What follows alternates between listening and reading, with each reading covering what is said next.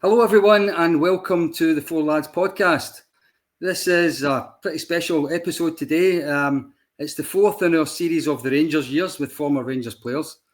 If you've watched the first three episodes, there was Stephen Naismith, there was Mark Haitley, there was Gordon Smith. And today I'm absolutely delighted to be joined by a man who joined Rangers in 1991, played with us for 6 years, won an incredible 12 trophies in that 6 years. 6 league championships, 3 Scottish Cups, 3 League Cups. The left back of the great 9 in a row team. Welcome, David Robertson. Hi, how are you doing? I'm good. How are you? Yeah, very good. Yeah, very good. Oh, many thanks for joining us today. We really appreciate it. So No I want to talk about your Rangers career mostly today because that's obviously what the viewers are really most interested in. Yeah. But if it's okay, I want to start just before you joined Rangers when you played for Aberdeen. Obviously, there's this huge rivalry between Rangers and Aberdeen. Well, there is with Aberdeen supporters. What was it like to be an Aberdeen player playing against the Graham Souness Rangers team?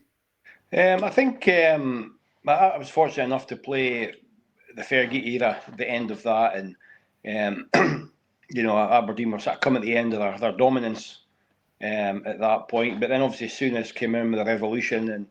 I remember one game at Pittodrie and I can't remember what the score was. In fact, I think it was the year that Rangers won the league. I actually ended up in hospital. I think that's when the goalpost disappeared at Pittodrie. But I can't even remember that. Alan McCoist gave me an elbow in the face and I was unconscious for hours, woke up in hospital. Didn't even know. My dad gave me a copy of the Green Final, it was called then, in Aberdeen. He gave the results and match reports and turned out I got a yellow card for having a go back at Coisty, which I to this day I can't even remember. Even Alan McCoist, I'm not saying he was a dirty player, but he wasn't known for tackles, whatever. But I'll tell you, he would leave one on you if he got the opportunity, and he certainly did that day. And then there was other games. I think as soon as his presence on the park, I remember one game I think he got sent off at Pittodrie, and I remember him running down the touchline down the tunnel. I could go back to one of the games at Pittodrie and, you're up against John Brown, you're up against Terry Hurlock and Souness himself, and it doesn't come more sort of scarier than that. I think it was just a bit of steel, a bit of determination, and, I think Souness got that back into Rangers. It's, okay, you can be great players and everything, but you need that desire to play for the badge, play for the cause, and it became very, very tough. But I think Souness as a person, as a player, being on the same pitch as him, it was just like a different level. You're fortunate enough to play with top players, but Souness, he just transformed that team. And I know end of his career playing at Rangers, but just him being on the pitch was just something else. Yeah. I named my son after him. That's how much I liked him. Yeah, even at Ibrox, I know as an Aberdeen player going to Ibrox how difficult it is. Just the passion of the supporters, just everything. And it became, Aberdeen, I think, in earlier, maybe tail end of Fergie's days, you go there to Ibrox and think that you're going to win, but the belief was there. But I think, in my experiences there, it's going to be very, very difficult to get something there. And obviously, your last game for Aberdeen was at Ibrox, the famous last day title decider. What was it like to be an opposition player at Ibrox that day?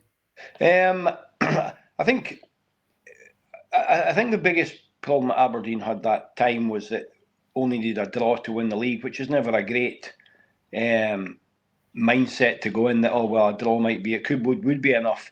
And I think the week before Rangers lost to Motherwell and Aberdeen beat St Johnstone, and I think because Motherwell scored another goal, it meant that Aberdeen could go and draw. And like I say, it's very, very difficult. But I'll never forget coming to Ibrox. The club deck was being built, and the away team within in a porter cabin.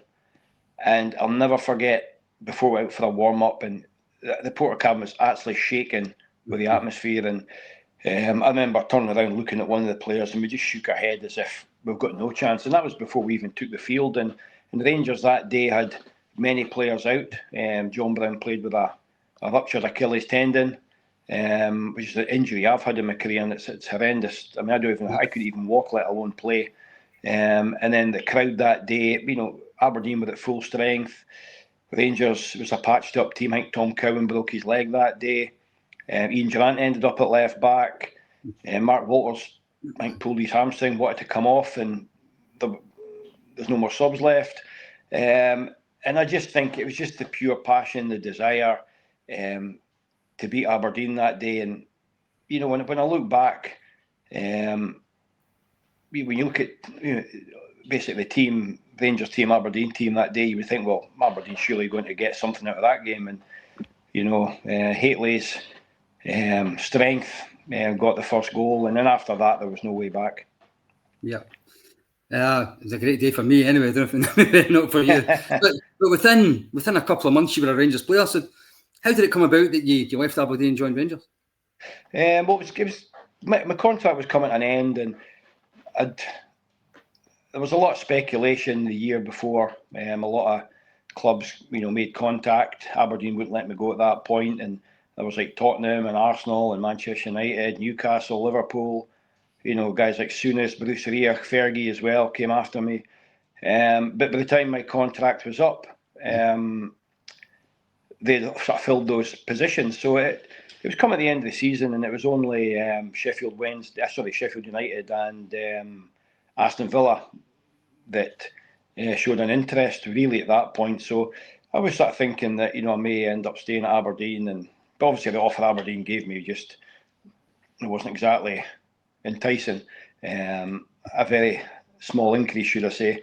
And then just latterly, Graham Souness came in with my agent, contacted him, and which I thought was, obviously I knew the rivalry between Aberdeen and Rangers, and how's that going to go down? But I just felt that one of the main reasons I decided to go to Rangers was, it's not far from home. I'm playing against the same players. I'm playing at the same stadiums, and obviously Rangers are, very, very successful, winning things. So it was like a no-brainer for me. But then I remember everything was agreed, and maybe a couple of weeks before the league decider game, we're coming back from training, and breaking news from Ibrox on the radio: Souness has gone to Liverpool, and I just thought that's it. My moves crumbled. I didn't know what to do. And then, fortunately, a couple of days before that league decider, I met Walter Smith in Stonehaven, shook a deal, and the rest is history, should I say. And it was a weird feeling, because 2-3 days later, I'm playing against a team. Yeah. And obviously, Aberdeen were trying to win the league. I'm just this type of player that it didn't even enter my head. I just went out there and gave the best I could for Aberdeen, like I did in every game. But I was disappointed after the game, obviously, because we didn't win the league, a chance of winning the league. But it was strange because I already decided to go to Rangers, and for me, it wasn't until a few days later you realised, well, maybe it wasn't the worst result. Because I imagine going to Rangers and Aberdeen are qualifying for the Champions League, and we are in the UEFA Cup. So it all worked out in the end. Disappointing on the day, but it was just a strange situation, particularly meeting Walter Smith 2 or 3 days beforehand to shake a deal on when you wait to play them on the Saturday. So always, as you've just said, that was when Walter had just taken over. So what were your first impressions of being a Rangers player, and Ibrox, and the dressing room you were in, and that kind of stuff? Yeah, I think I'd obviously agreed a deal in May. I didn't have to report till early July, so I'm delighted. I'm going to Rangers, and just happy.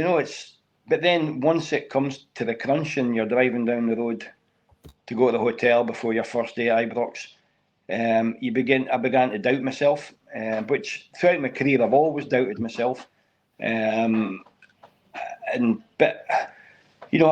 thought to myself, it was just the first time I thought that I'm only there because I'm Scottish, and obviously the foreign rule for European games. And I just thought to myself, well, I'm only there because I'm Scottish, I'm a half-decent left-back, and there's not many left-footers in the world, let alone left-backs and Scottish ones. So I thought I was just sort of right time, right place kind of thing. And it wasn't until I did a book during COVID. I was asked to do a book, and some of the comments the player, my teammates made. I wish I knew that how highly I was thought of when I played there, because I thought I was basically, the club were doing me a favour by having me there. So I think, and then you walk in that dressing room, and bearing in mind I've come from a dressing room with William Miller, McLeish, Jim Bett, Charlie Nicholas, big names there. But you go into Rangers, it's a different level. You walk in there, and like I've mentioned before, there's John Browns and Terry Hurlocks, and then you soon realise that they're actually not maniacs. You think on the pitch that they're absolute maniacs, and you think off the pitch they'll be the same, but they're great guys, lovely guys. And then obviously you've got your McCoys and Hateleys, and I was dreading, being told where to sit, and that was a big fear. I thought about that beforehand. I don't really know anybody. I've never really spoke to any of the players before. You go in and you see all those stars: Kuznetsov, Mikhailichenko, Goffey, Ian Ferguson, Durant, Gary Stephen, Trevor Stephen. I mean, the list just goes on. Mark Walters was still there. Chris Woods was there, even though Andy Gorham had signed. So, I go in the dressing room, and Jimmy Bell obviously puts me beside, in between Ian Ferguson and Richard Gough. Obviously close to the noisy corner with McCoist and Hateley and Durant. And to be fair, in 6 years, they never sort of had a go at me or were up to piss out of me, which I was terrified about. So, I was always made to feel welcome. But I think that dressing room as a whole, you go in there and you're very intimidated by the players, but they're all normal people. And it's funny because even with the Laudrups and Gascoigne eras, they were normal as well. There was no superstars, and I think if anybody tried to be a superstar, they all got knocked down a peg or two. But you're in there with big names, and it's almost like everybody's equal. So again, it was a real tough time for me, just to try and settle in. Although, as soon as you play your first game, the crowd are great. You win, and from day one, I was taken by the Rangers supporters and the players as well, which again is a fear. Latterly I went to Leeds United and it didn't go well. Crowd were against me, and it hit me hard. And I think if I didn't get off to a good start at Rangers, I could have had the same situation there. Yeah. When I think back to that first season of yours, Walter's first full season, we actually didn't start that way. I remember we got knocked out the League Cup in the semi-final by Hibs. We lost to Sparta Prague in the first round of the European Cup. There was a wee bit of doubt near the start of the season, but it came good. We won the double, scored a lot of goals.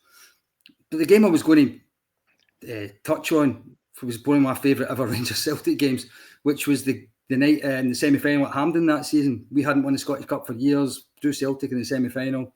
They had beaten us just 10 days before it or something. Pouring with rain, game started, and you get sent off within the first 10 minutes. Yeah. What was that experience like? Well, it was obviously horrible. A horrible, probably 84 minutes for me. But it's funny you mentioned about Rangers hadn't won the Scottish Cup for a long time, and any time somebody tried to give me a bit of jip in the dressing room, I would just turn around and say, "How many Scottish Cup winners' medals have you got?"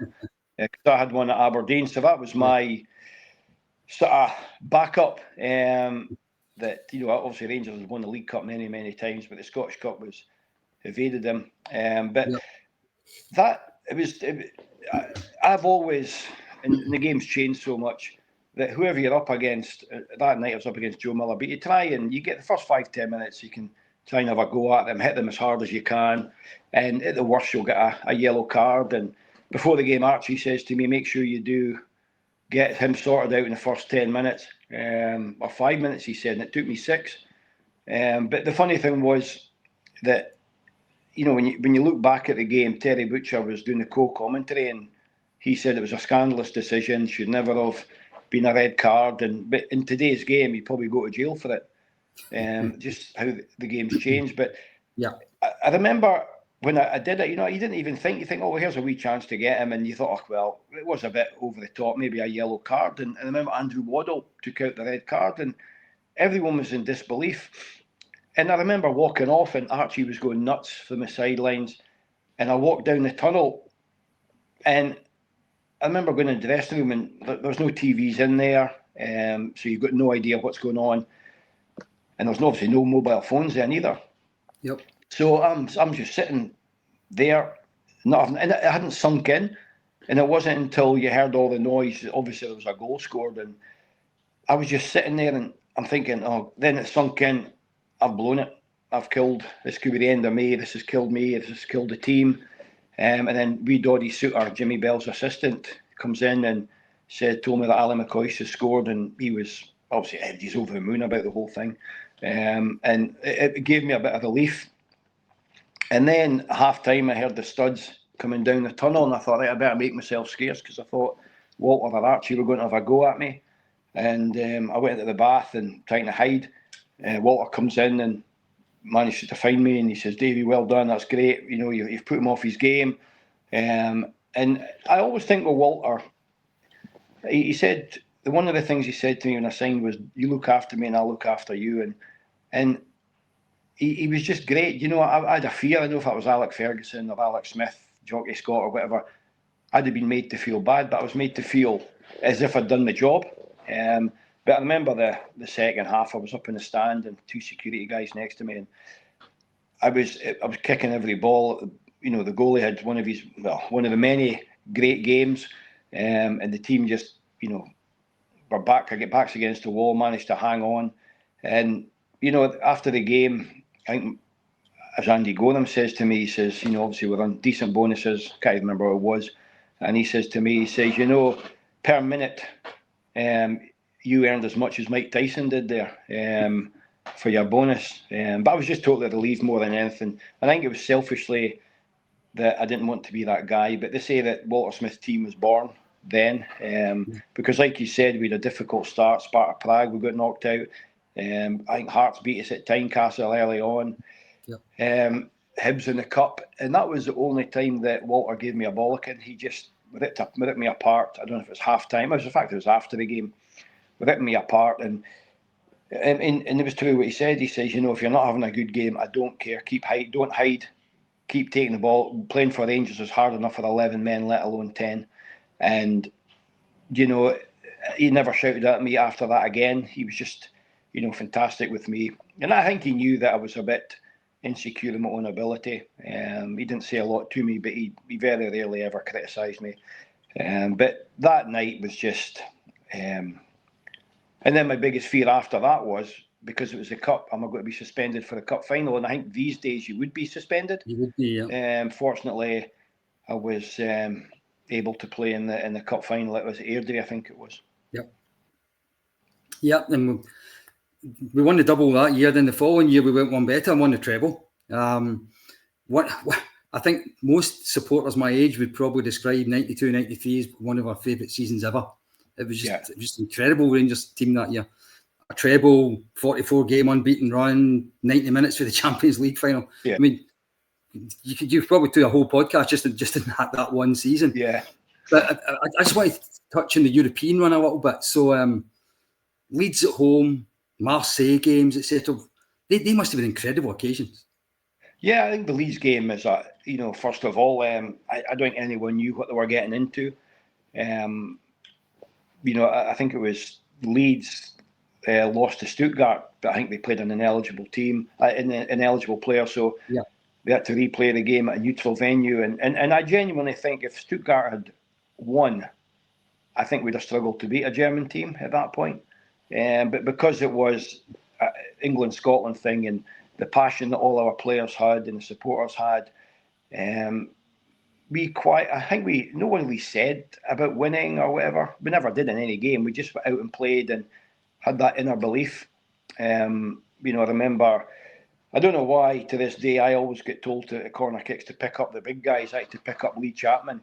And I remember Strachan played this ball into the near post, and I had this fantastic clearing header, out-jumped Chapman right to Gary McAllister's feet about 30 yards out, and he puts it in the top corner. And, obviously the place was silent.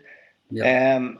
But, I think with the Rangers team that I played in, even a goal down, it wasn't like, oh God, that's it. It was like, oh well, we've lost a goal, let's keep playing. It was just that determination, and obviously we came back and won the game 2-1, but the English media still said that we've got no chance. And we go down there, and I think Fergie came into the dressing room before the game, and it was just it was a great achievement more than anything. But I think what gets me more is that the amount of big games we played in that period. I think we played, I think we beat Celtic in a Old Firm game in the space of about 2 or 3 weeks. We beat Leeds United twice. We beat Aberdeen in the League Cup final. And it was like you'd celebrate after the game, and you got a day to recover, 2 days to recover, and no one was sore, stiff, or no one let on. You just played, and you didn't think, oh, there's too many games. There was none of this player rotation. And a lot of these games, you're playing against teams and players that haven't had more rest than what we had, but you just did it. And again, it was the determination, playing these. I think, first of all, the determination to keep in the team, stay as fit as you can, even if you get knocks, you play. It's a chance in a million to play in the big games that we did, but you just did it, and there was a desire just to go and win it. And then you get into the Champions League, and the Marseille game, you are 2 goals down before you even start, more than anything, and you think, well, that's it over. But again, the players, it was like, you think how. Obviously McSwiggan scored. I think if you look at the bench, I think David Hagan played, Stephen Presley played as a centre back. I think he was only 17 or 18. So we had a very inexperienced team. And we managed to draw against the eventual winners, which I think it's an amazing itself. But I do think it's that will, but I think it's the supporters as well that, in today's game or today's way of football, you go 2 goals down, that's it. People head for the exit. But in those days, you get a goal back, and that lift, the support, and then we end up going on in a bit of a fantastic run. We never lost any games. A lot of draws, I would say a lot of luck. Obviously, Nizzy's goal was a fair bit of luck, and it was either Ian Ferguson or Peter Houstra that had a deflected goal against Bruges or Moscow. I'm not sure who it was. So there was a fair bit of luck on the way, but I think we just ran out of luck at the end. But like I say, it was you just took it in your stride. You went and played, and I think in those days there was no video analysis of games, which I find with teams and having coached them, whatever, you give video analysis, but sometimes you're giving players too much information. And when you look at the team we played against at Marseille, it was Frank Sauzet, Rudy Voller, Didier Deschamps, Angloma, Desailly. Yeah. But I think if you'd had a video about it, you'd have probably panicked a bit and think, we're playing against these guys. But Walter never mentioned them, And it was the same throughout my time at Rangers. As if we played Partick Thistle or Marseille or Juventus, everybody was treated the same. There wasn't any difference in the build-up. There was nothing. Like I say, we didn't do videos in those days. And I think that was probably a good thing, because you weren't going into the game with any fear, But I think as well, when you look around the dressing room and you go down that tunnel, and no matter who's on the other side, you look around and you've got Richard Gough, you've got John Brown, you've got Stuart McCall, Andy Gorham, Haitley, and even the guys that didn't play regular were still big names and top players. So, I think that season there was maybe 58 games, and I think I played 54. I think I missed a couple of games through injury and suspension, obviously, but it was just a fantastic season. But I think because it passed so fast, that you sort of took it for granted more than anything. It's not until we, like I said, doing these things and looking at your medal collection whenever you can find them, you realise what a great career and what a great experience that you've been through, and how lucky you were to be part of it, that you sort of took it for granted at the time. Yeah. Is there any bitterness towards Marseille? What came out afterwards, or is that just water under the bridge? Well, I did a Q&A with Trevor Stephen recently, and he came out with a few of them saying that some of the players were actually contacted. But obviously nothing ever happened. No player took any notice of it. But we do think it was a bit strange that McCoist and Haitley, through suspensions and whatever, never played together in the Marseille game and maybe the Moscow game as well. I'm not even sure if they played together much in that tournament. And I think if we had both of them, just like, you go to a game, Leeds United away, and the two of them are brilliant. Obviously the goalie was great as well. And then you go to Marseille, and obviously the Moscow game where they won by 6-0, and all the reports came out. But at the time, there was no social media, there was nothing to read, some newspapers, and there wasn't a lot about it. And then it didn't come to fruition until probably the following season, which was too late. It would have been nice to have played in the final, right enough, but I think it was just a fantastic season. And like you said, it's a very famous and popular season for Rangers supporters to look back on, and for me it was the greatest time in my career, particularly winning the treble. And my old team were second in everything, which made it even more special. I was actually going to ask about that. The treble winning season ended with at Parkhead beating Aberdeen, which I don't think you could have written it any better for you, I wouldn't imagine. No, it wasn't. Obviously you're up for a lot of games when you play, but when they're up against Aberdeen, obviously I used to get a fair bit of stick from the Aberdeen supporters, and more often than not, when the games mattered, we beat Aberdeen, and most of the games that we played, it wasn't as if we'd won. You win by 5 batter teams, 5-6-0. Even against Hearts and Hibs and whatever, the score was always by the odd goal. And that last game at Parkhead, I think we were in the home dressing room at Parkhead as well, and you're up against Aberdeen, my old team, and obviously Willie Miller was an old teammate. He used to give me a bit of stick when I played alongside him for Aberdeen, and obviously rivalries with like Joe Miller and a lot of the players that I played with, because I'd only left a couple of years, and Ian Jess and Stuart McKimmie, all those guys, and I just couldn't have coped if they'd stopped us winning the treble.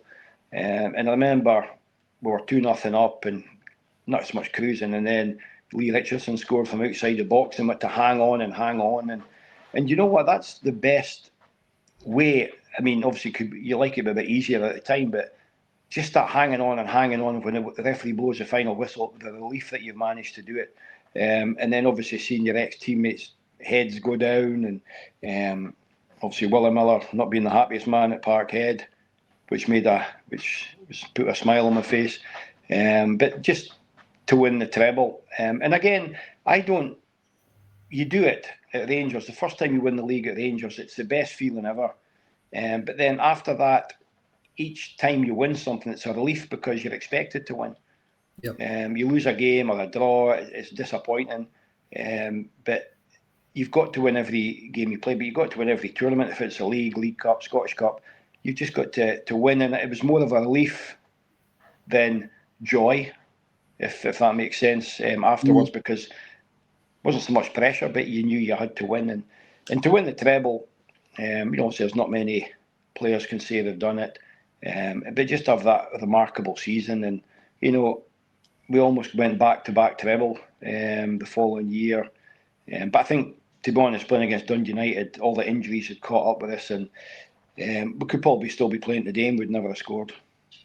Yeah, that was probably my most hated Scottish Cup final of all time, actually. Yeah, it was just a dull game, and I think it was a little bit like when we played Airdrie in the Scottish Cup final. Because we're playing Airdrie, everybody expected us to win 5-0. And it was the exact same, 2 goals up, cruising, Andy Smith scores a goal, and then we're sort of up against it, hanging on. And I'll never forget after the game, coming in, and all the players are like down and got the cup and down. And I remember Archie saying, "What's wrong with us?" And it's like, "Well, we didn't play well." He says, "Yeah, but in 20 years' time, they're not going to say Rangers won the cup, but they didn't play well. It's about winning the cup, and you're not going to play the greatest all the time." And I just feel that was the standards that were set. And I think Dundee United were expected to go and win back-to-back trebles, and it wasn't to be that day. Like I say, it was hot. It was just a horrible game, and we huffed and puffed. But I do think the treble season, it did take a lot out, because we had, obviously, Andy Gorham wasn't playing. I think Stuart McCall was out for about a year. So I think the year prior really did take its toll on us. I think it caught up with us in the end. Don't get me wrong, it'd be nice to have won back-to-back trebles, but again, it was a fantastic season. Yeah, actually, that cup final, in my mind, I always think of two different players when it comes to that Dundee United Cup final. One's Andy Gorham, because he didn't play.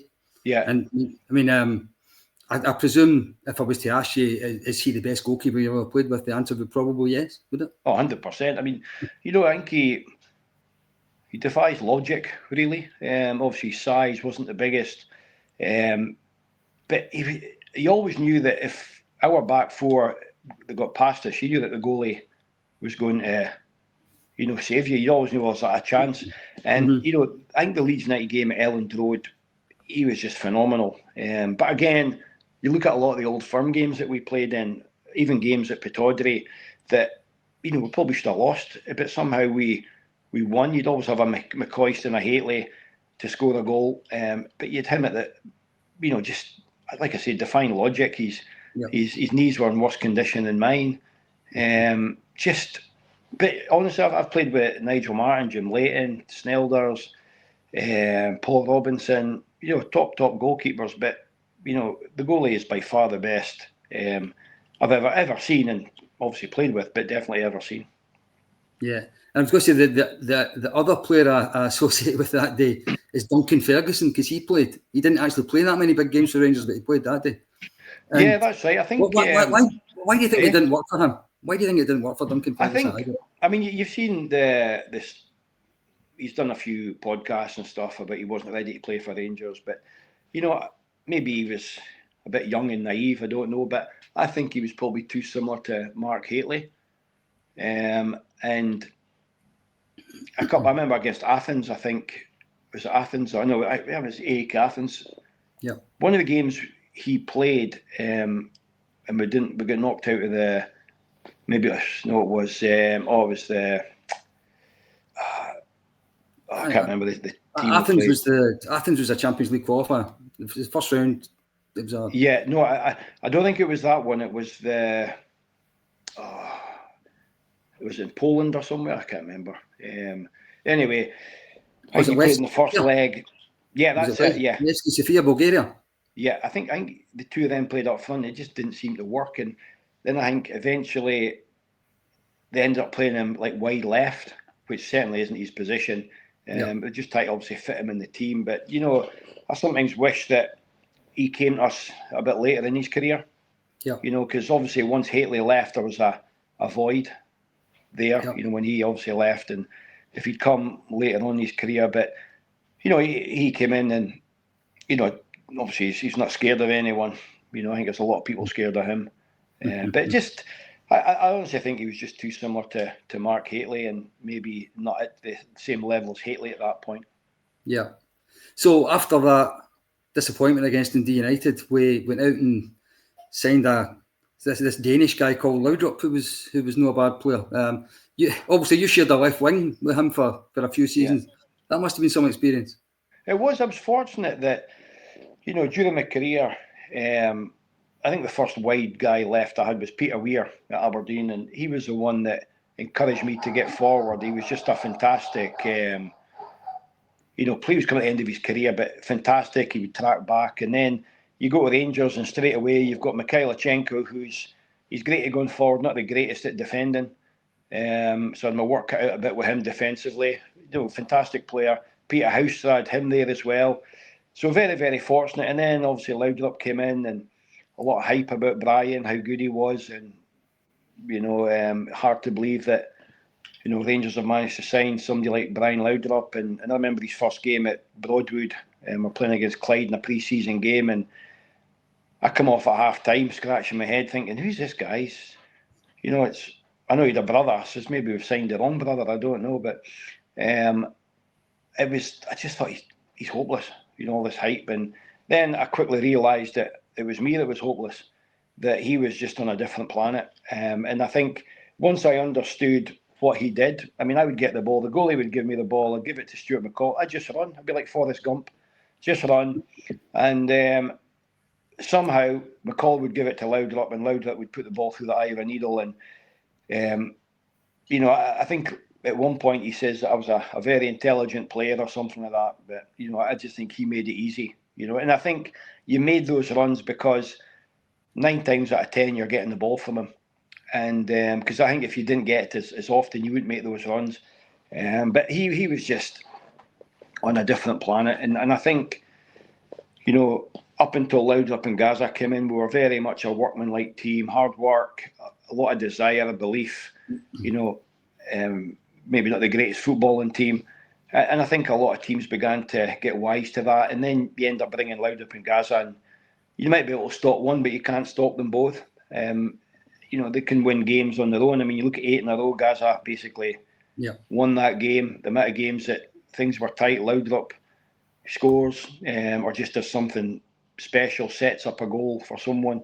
But they just, you look at the things at Ibrox now and you just wonder if ever players of that level coming from Lazio and Milan, coming this way instead of going the other way, if that'll ever happen again. I wish, but I think the way football is now, I can't see us ever signing somebody at that level. We need to find them when they're 16, I think, rather than when they're ready. Exactly. So I was going to mention Gaza, obviously, is the other world-class player that joined us. What was it like to share a dressing room with him? There is a character. Yeah, no, he was great. I remember when he first joined, he was nervous, probably a bit like myself, but, you can understand how he was nervous, but he's been at big clubs and been in World Cups and done, very, very famous person.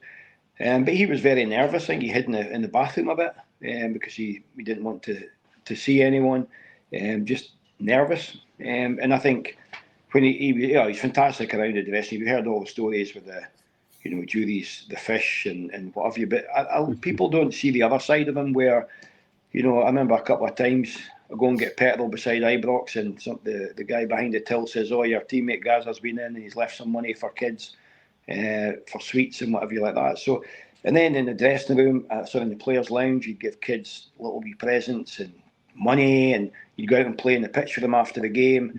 Just everybody, no one really sees that side to him. Everybody just sees obviously the issues that he's got at the moment, but no, he's just a funny guy. But I think that dressing room as a whole, McCoy and Durant, and they were the main two, and then you bring in like Gaza, and you've got the goalie as well. But you're always on your toes. I think even when I call on tie, you're going to get slaughtered in the morning, no matter what you're wearing. They'll find something wrong with your gear. You had the same tie on as you had on yesterday or the day before, and it's Willie one tie. And, that was one of the biggest problems I had in the morning was, knowing what to wear so I wouldn't get slaughtered. And, they had all the Versace gear and stuff like that, which obviously I wasn't on that kind of money. But no, it was just that. And I think the comedy and the fun and the pranks and, the banter, I think that relaxed everybody because, no one. I remember one time we went through a bad spell when we lost to Athens, we lost to Falkirk in the League Cup, we lost an Old Firm game, and it was just you go in the morning, it's normal. I'm not saying everybody was laughing. You're a bit down for a day or so, but you go in as business as usual. Walter Smith never showed any stress, any pressure, nothing.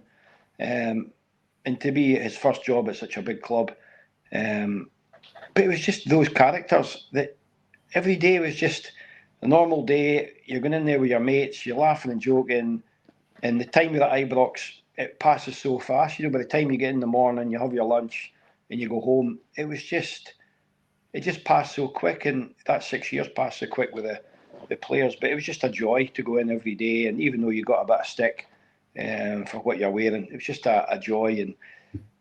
And Gazas and I mean, it's funny, you get Laudrup and Andy Goram with two opposite characters, but were best of mates. And it's, I mean, and you forget about the players, other players like, you're going about McCoist and Hateley, but you had Gordon Jury there as well. Yeah. And people forget how many goals. I mean, I look at YouTube and you see all these old goals now and again, and the amount of goals that, Gordon Jury scored, the 3 in the cup final. Yeah. But he's overshadowed by Hateley and McCoist. Yeah. So you kind of touched on it a minute or two ago, but the kind of first half of your Rangers career was a bit different for the second half, if you know what I mean. Yep. You called the first bit workmanlike, and you called the second bit with the superstars in the team. Why do you think in the second half, when you had Gaza and Laudrup in the team, that we weren't as successful in Europe as we were in the first half? I think maybe with Gaza and Laudrup, they just sort of did their own thing and can win games and on their own.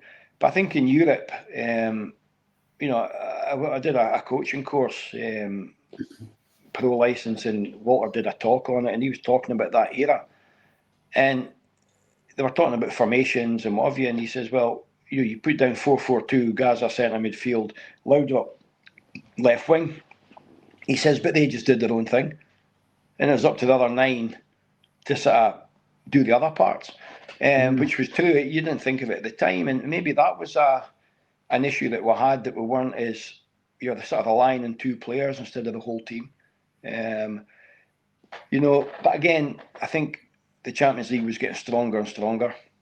One year you get drawn against Juventus and Ajax, and those 2 are probably the best 2 teams I've ever seen or played against. Ajax, we were playing at Ibrox, and it was almost as if they were playing for a draw.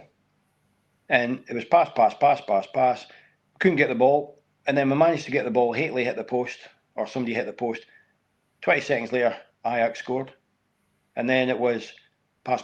They could just change the gears, and that's something that we couldn't do. We just played, one way. So I think that we did struggle in Europe, but I do think it was getting stronger and stronger. Europe as well, but everybody said it was disappointing, but it's weird how, as long as you're successfully domestically, it's fine. Not so much it's fine. Europe's different, but you always know, well, you can come back in time, win the Scottish Cup, win the league, win the cup. It was different. Sometimes I remember one weekend where we either played at Firhill on the Saturday and then went to Turin on the Wednesday.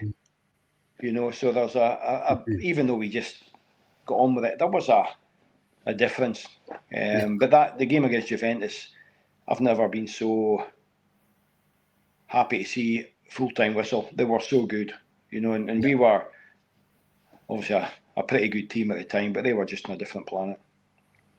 Yeah, and I think the other thing for me that was different for the first half of your Rangers career to the second half, the first half Celtic were no threat. It was other teams that were the main challenge. Aberdeen, even Motherwell was the main challengers in the first half. But then towards the last couple of years, when Tommy Burns took over at Celtic, all of a sudden it was Rangers and Celtic going for everything. Celtic were the big challengers again. Would any particular games against Tommy Burns and Celtic that's I think, you know what? I think majority of the games we played against Celtic, we were outplayed. And I put it down to, we had Laudrups and Gazas and that can win games. I mean, obviously that game, I think it was 1-0 when Gaza missed a penalty, Van Hooijdonk missed a penalty, what's his name, Van Vossen had missed an open goal. We could have won about 3-0, but Celtic were probably the better team. And again, the goalie got us out of it. But I find the difference that latterly, the last 2 seasons, the one thing in midfield we always had guys like Ferguson and McCall that were just made of steel, physically strong, would go and battle. Whereas Celtic, apart from Peter Grant earlier, they never had those battlers in the middle of the park. They had, McStay was a good player, Andy's Tom, all nice players, but they never had that dig that we had and that desire.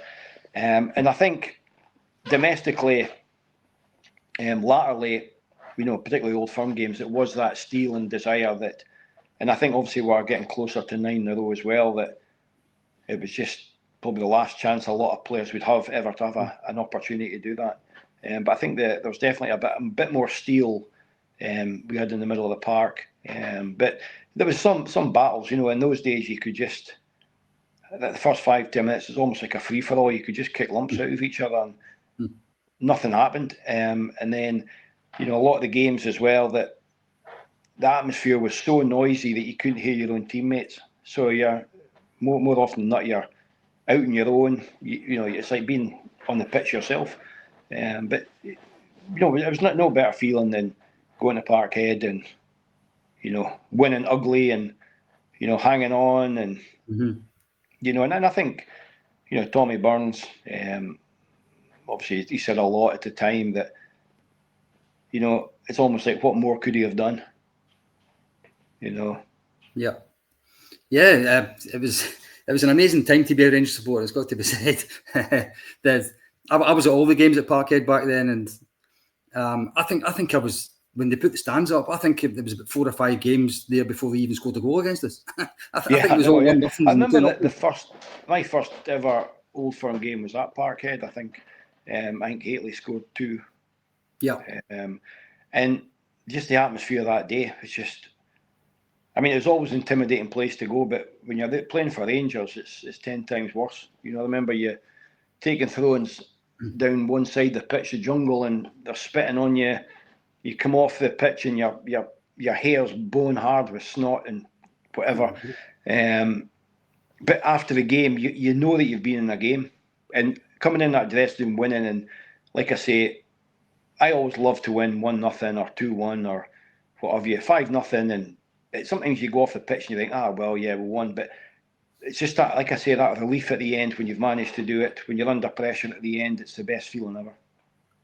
Yeah, I'm going to talk about the 9 in a row season just in a minute, but I just want to very quickly touch on international football. Now, anyone who's lived through the 9 in a row years can hardly believe you only won 3 caps, but it wasn't just you. John Brown never got capped at all. Yeah. Ian Durrant actually won more caps with Kilmarnock than he did when he came back to injury with the Rangers. Ian Ferguson got 9 caps in 9 years in the international squad.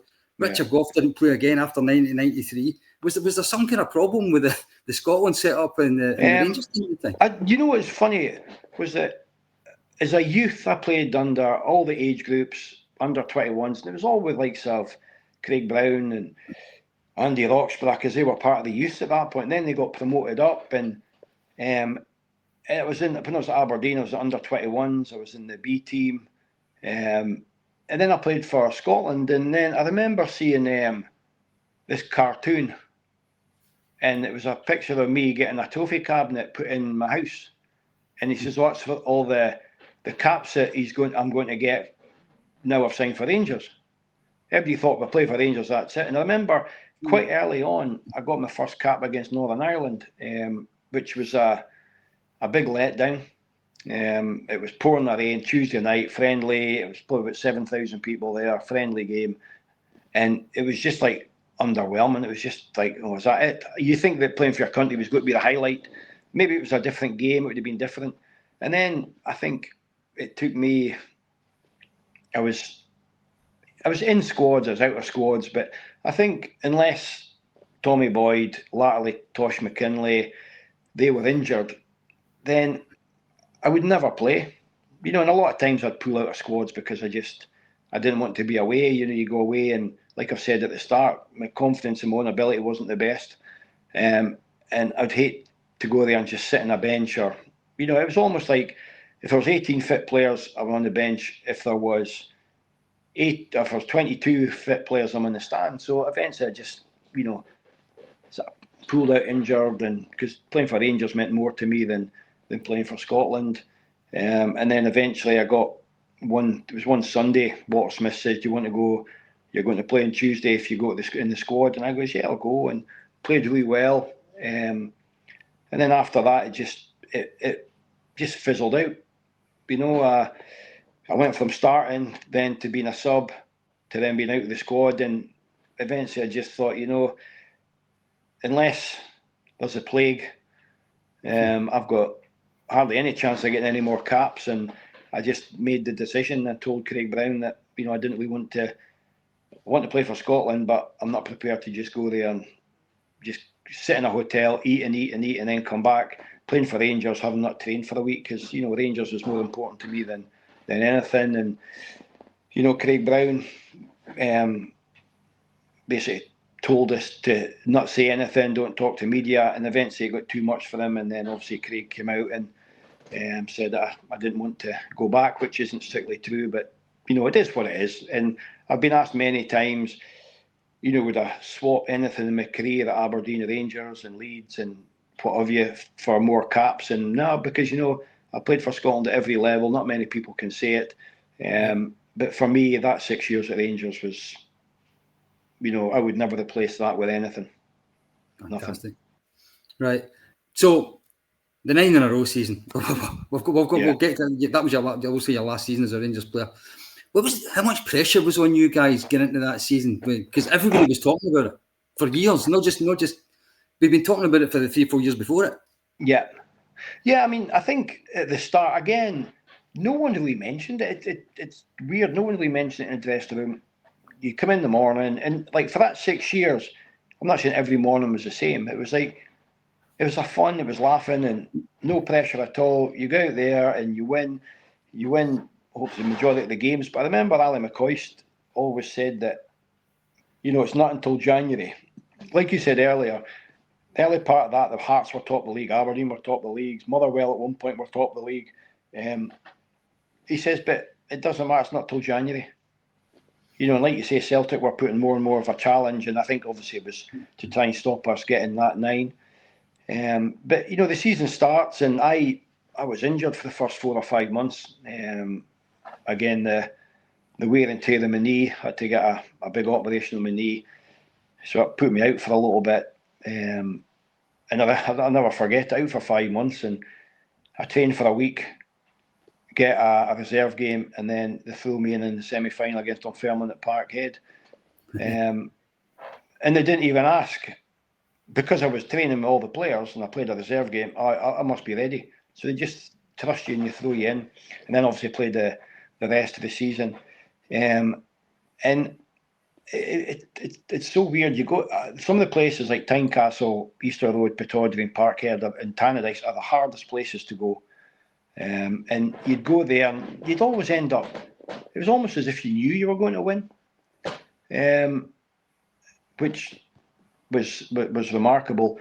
I remember going to Pittodrie, I managed to score that day. But it wasn't, I think at one point we were quite a few points ahead. So I thought, oh, well, we've won it. And I remember we're playing Motherwell at Parkhead, and I think all the T-shirts were printed. And obviously we lost 2-1 that day, because we thought we were going to celebrate that day. Everything was planned, the night out, everything. And then it was almost like, well, that's not meant to happen. And then we get back in the dressing room, and the first thing I think of is we've got Tannadice and Tynecastle to go to the last 2 games we have to win, or win one of them. And you'd have thought you'd have won at Ibrox. And I think in my time at Rangers, apart from the first game I ever played for Rangers in the league against St Johnstone at Ibrox, that 9 in a row was the most nervous I was. The hardest part was it was an evening game. So normally your routine is you have a overnight stay in the hotel. This is for a Saturday game, and you go and play. You get up and then you go and play.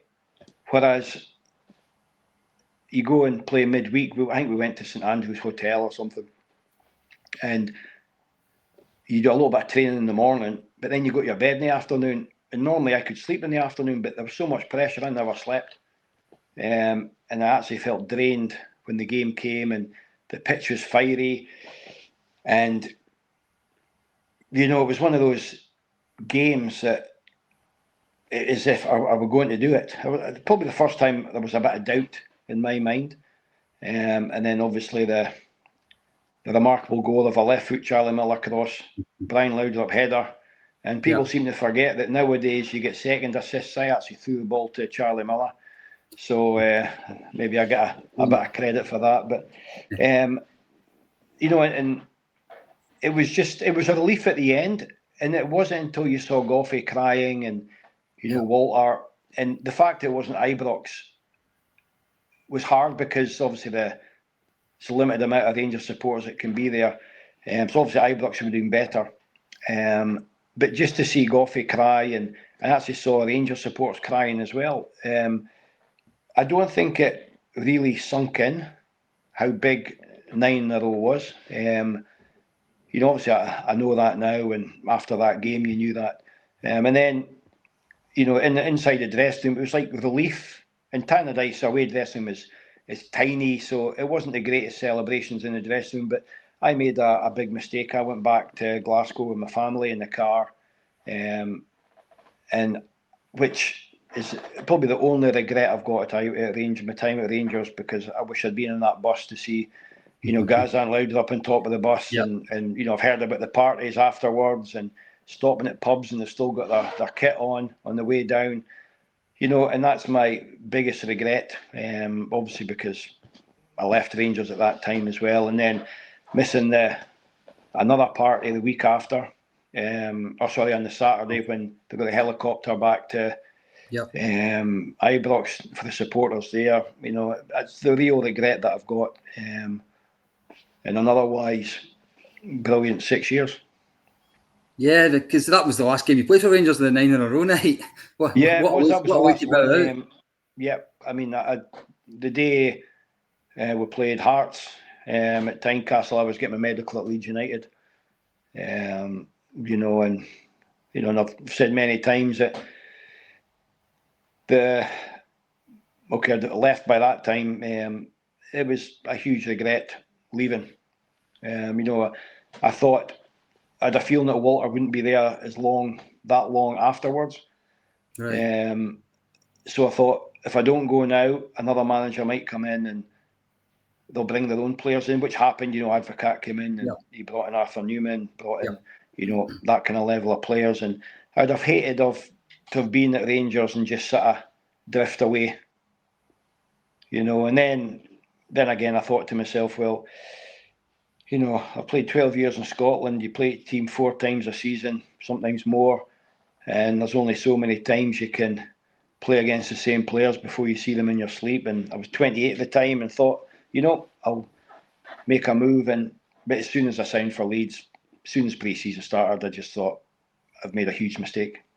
Right.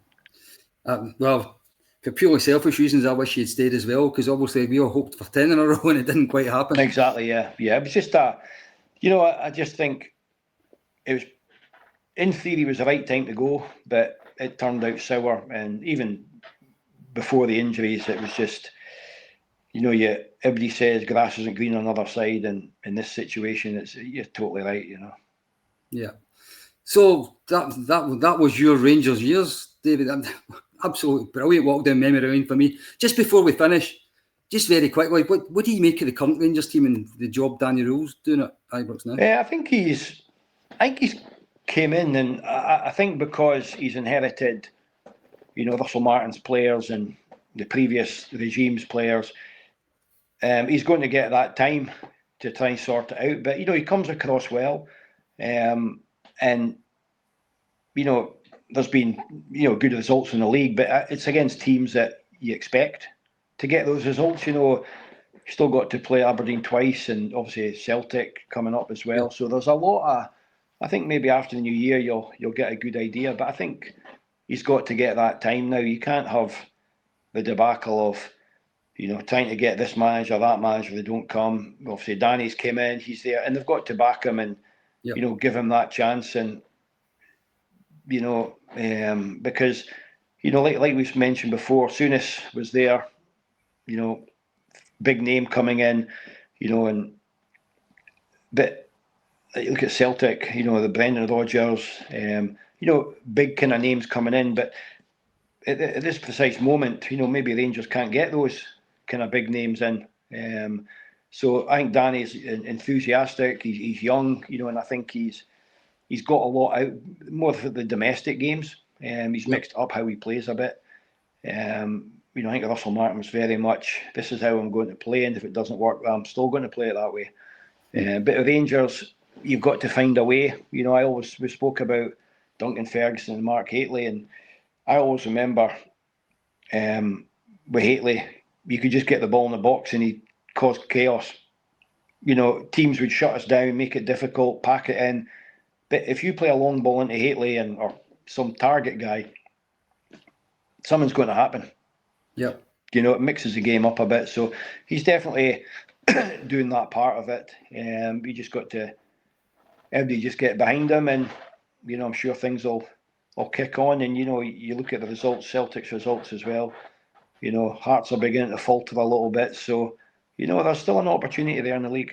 Yep. I've not given it up either. Yeah. So I very much doubt India Ibrox will end up with your medal collection right enough. But Davie, it's been absolutely brilliant. I can't thank you enough on behalf of everyone at the Four Lads podcast. It's been an absolute pleasure to talk to you. And for the listeners or the viewers, this podcast will go out. This is the 9th of December. It will go out tonight.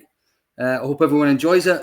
There'll be another Rangers player getting interviewed sometime in the near future. But from now, Davie, can we wish you and the family a Merry Christmas, a great 2026, and thanks again for joining us. Yeah, perfect. And same to you and all the Rangers supporters out there. Hope you all have a good one, and hopefully the next year's better than last year or this year. Let's hope so. Okay, well, thanks again to Davie, and goodbye, everyone.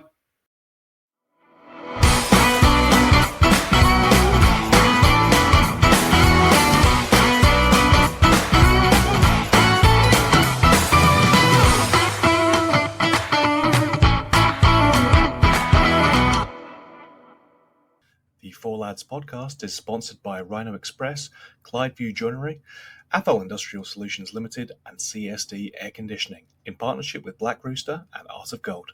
Thank you for listening to or watching the podcast. We hope you enjoyed the show.